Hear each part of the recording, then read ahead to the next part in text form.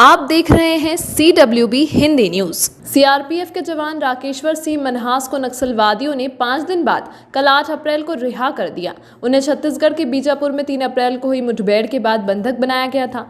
इस दिन नक्सली हमले में 23 जवान शहीद हुए थे। राकेश्वर सिंह हमले के बाद से ही लापता थे।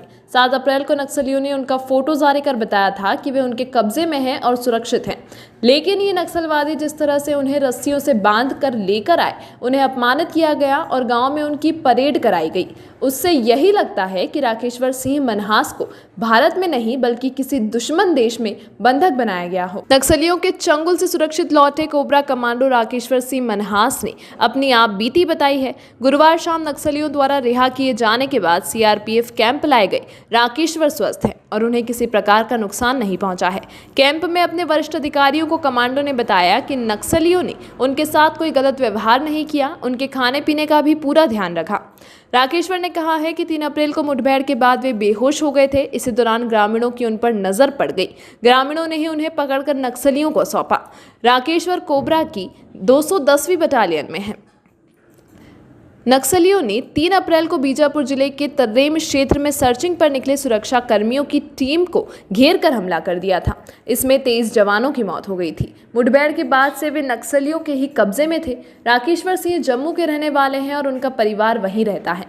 ये नक्सलवादी उन्हें रस्सी से बांधकर बीजापुर के आदिवासी इलाकों में लेकर आए, जो नक्सल प्रभावित इलाका है। हालांकि इससे पहले इन नक्सलवादियों ने यह जानकारी वहां के कुछ गांव, आदिवासी नेताओं और मीडिया कर्मियों को दी। जब वहां भीड़ इकट्ठा हो गई तो ये हथियारबंद नक्सलवादी राकेश्वर सिंह मनहास को वहां लेकर आए। मीडिया के सामने ही उनके हाथों में बांधी गई रस्सियां खोली गई और फिर उन्हें रिहा किया गया।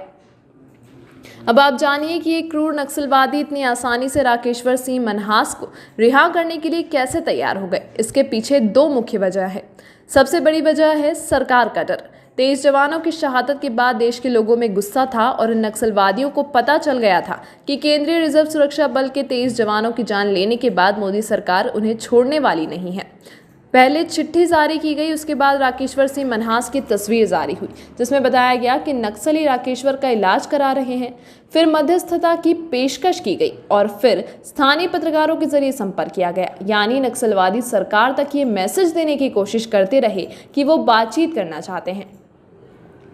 राकेश्वर सिंह मनहास को छोड़ने के पीछे की दूसरी वजह थी कि नक्सलवादियों को डर था कि अगर बंधक बनाए गए जवान राकेश्वर सिंह मनहास को ज़्यादा दिन तक उन्होंने अपने पास रखा तो सरकार उन पर बड़ी स्ट्राइक कर देगी और इससे वो स्थानीय लोगों के साथ अपने कैडर पर भरोसा भी खो देंगे। राकेश्वर सिंह मनहास की रिहाई के बाद आज उनके परिवार ने भी राहत की सांस ली है। उनकी 4 साल की बेटी और उनकी पत्नी ने आज प्रधानमंत्री नरेंद्र मोदी को इसके लिए धन्यवाद दिया।